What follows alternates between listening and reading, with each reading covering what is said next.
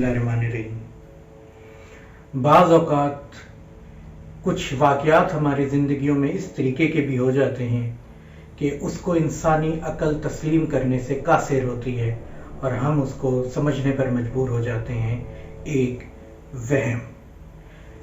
लेकिन दर हकीकत वो वहम नहीं होता, बल्कि आप लोगों की ज़िंदगी से जुड़े कुछ ऐसे वाक़यात होते हैं जिसका तसव्वुर भी इंसानी अक़ल नहीं कर सकती। जी दोस्तों, ऐसे ही वाक़यात, ऐसे ही सच्ची कहानियों के ऊपर मबनी प्रोग्राम जिसका नाम है वहम, हम आप दोस्तों की खिदमत में लेकर आए हैं।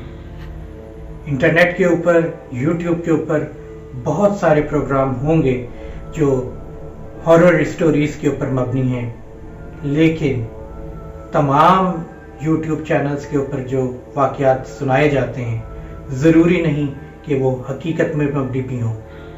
लेकिन हम इस चीज़ को आप लोगों को ये एश्योरिटी देते हैं कि इस चैनल पर आप जो भी सुनेंगे, जो भी देखेंगे, उसका ताल्लुक हकीकत से होगा। चलते हैं आज के प्रोग्राम की जानिब।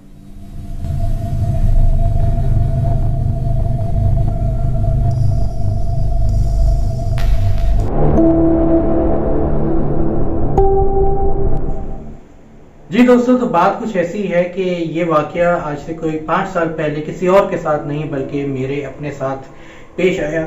हुआ कुछ इस तरीके से कि पाकिस्तान का दारुल हुकूमत इस्लामाबाद और इस्लामाबाद के अंदर भी पाकिस्तान टाउन, जो हजरात हमें रावलपिंडी इस्लामाबाद से सुन रहे हैं या देख रहे हैं, वो लोग इस इलाके को अच्छे से पहचानते होंगे।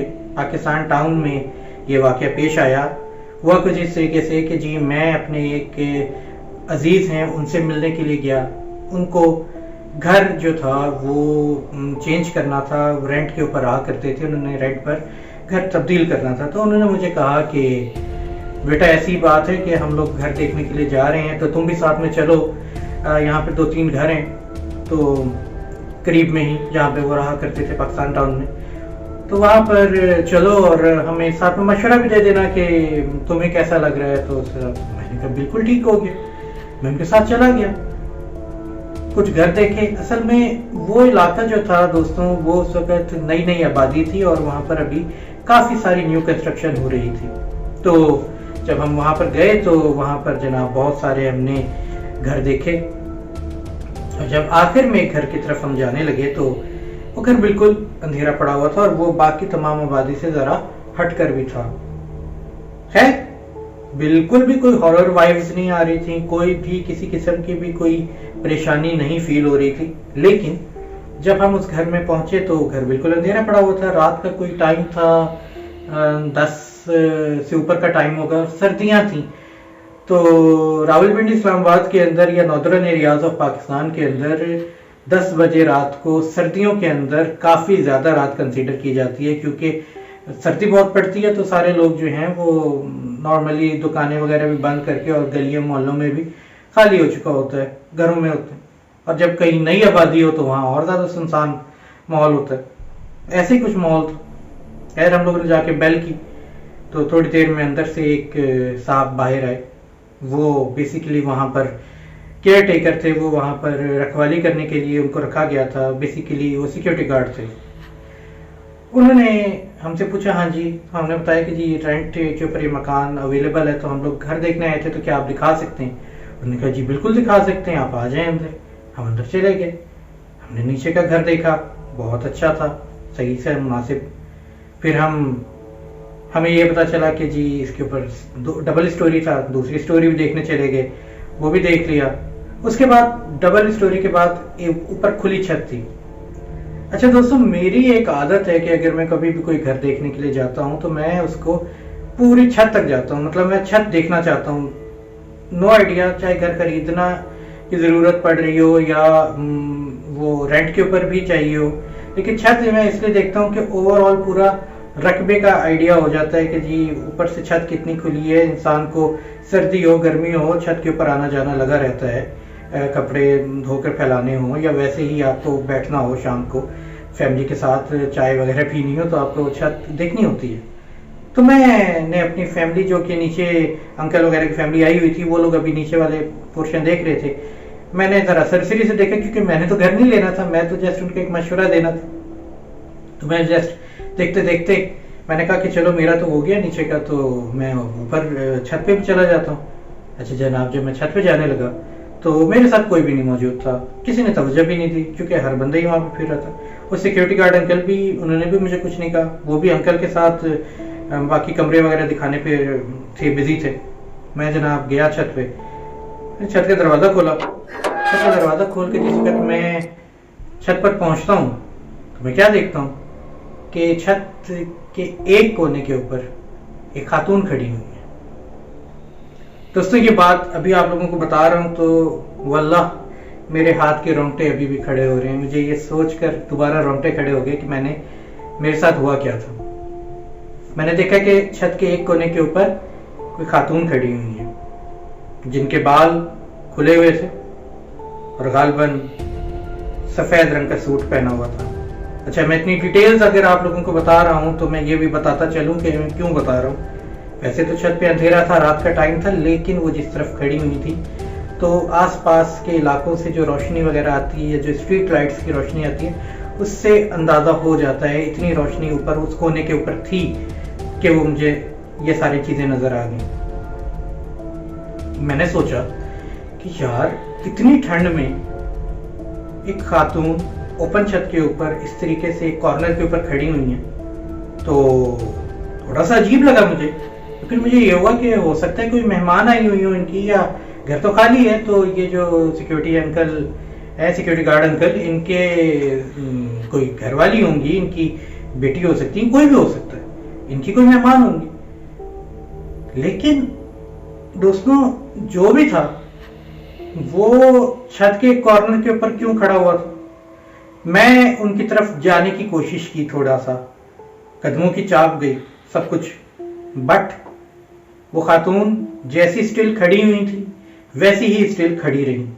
उन्होंने ना तो उनके अंदर कोई जरा सी भी जुम्बिश आई, ना उन्होंने जरा सा भी टर्न होकर मेरी तरफ देखना मुनासिब समझा, ना कुछ, वो वैसे ही खड़ी नहीं स्टिल। मतलब एक इंसान को आइडिया तो हो जाता कि दरवाजा खुला, बड़ी जोर से दरवाजा खुला था छत का, उससे शोर हुआ था, तब भी उन्होंने कुछ नहीं किया, मतलब आगे पीछे नहीं हुई। या तो अगर वो इसलिए ऊपर जाके खड़ी हो गई थी कि हम देखने आए हैं घर, तो वो ऊपर साइड पे चली जाए, तो वो यहाँ पर साइड पे जाना क्यों नहीं मुनासिब समझ रही थी कि अगर ऊपर कोई आ रहा है तो। बहरहाल मैंने उनकी तरफ 2 कदम बढ़ाए, फिर पता नहीं कहां से अल्लाह ताला ने मेरे दिल में ये ख्याल भेजा कि रुक जाओ, आगे जाने की बिल्कुल जरूरत नहीं।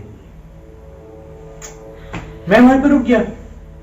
दिल में थोड़ा सा खौफ भी आया, क्योंकि एक खातून और इस तरीके से बाल खुले हुए और काफी लंबे बाल थे उनके, तो वो यूं खड़ी हुई हूँ सफेद कपड़ों में, वो भी रात के टाइम। अगर आप इस तरह किसी खाली घर में देख लें तो आपको खौफ तो आएगा ही, उल्टे उल्टे वसवसे भी दिल में आना शुरू हो जाते हैं। बहरहाल मैं अभी वहां पर खड़ा हुआ ये सब सोच ही रहा था, तो इतने में मेरे पीछे बाकी फैमिली भी इंटर हो गई। मैंने फैमिली को उस तरफ जाने से रोक दिया, मैंने कहा ना जाए। लेकिन उस वक्त भी अगर तो वो कोई गेस्ट थी और वो उन सिक्योरिटी गार्ड अंकल की जानने वाली थी, तो वो कुछ तो कहते।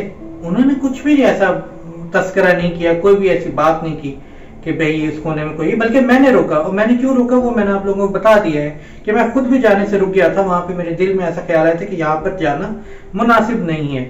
मैंने उसी वक्त अपने तमाम घर वालों से कहा, हाँ जी ठीक है, यहाँ से अब चलते हैं। हम नीचे आए, मैं वहां से सीधा सीधा घर से बाहर आ गया। और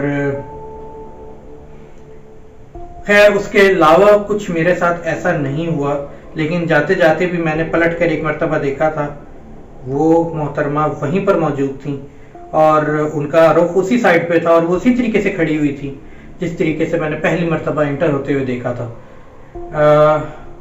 ये तो अच्छा हुआ कि मैंने उनसे कोई मुखातिब होकर कोई बात करने की कोशिश नहीं की, और मेरे सामने से वो जो भी थी, अगर तो वो कोई और मखलूक थी तो वो गायब नहीं हो गई, क्योंकि अगर ऐसा कुछ हो जाता तो फिर मेरे साथ क्या होता मुझे नहीं पता।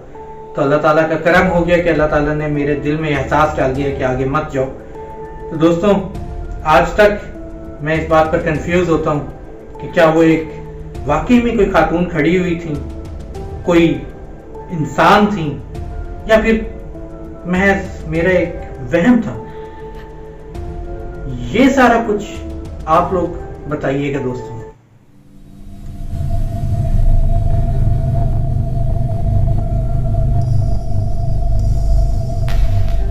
जी दोस्तों, तो आप लोगों ने आज का वाकया सुना। आप लोगों को ये वाकया कैसा लगा?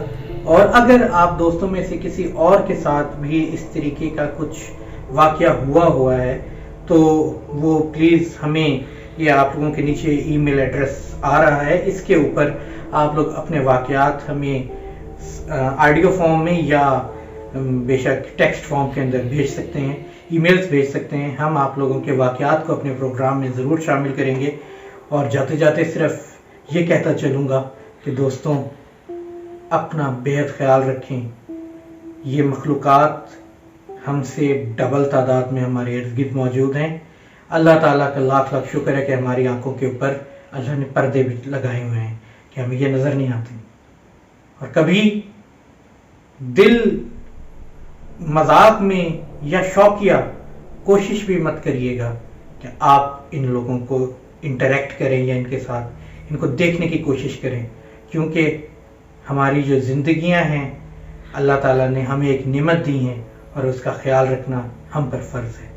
इंशाअल्लाह ताला नेक्स्ट टाइम किसी नए वाक़ये के साथ आप दोस्तों की खिदमत में हाजिर होंगे। तब तक के लिए अल्लाह हाफ़िज़।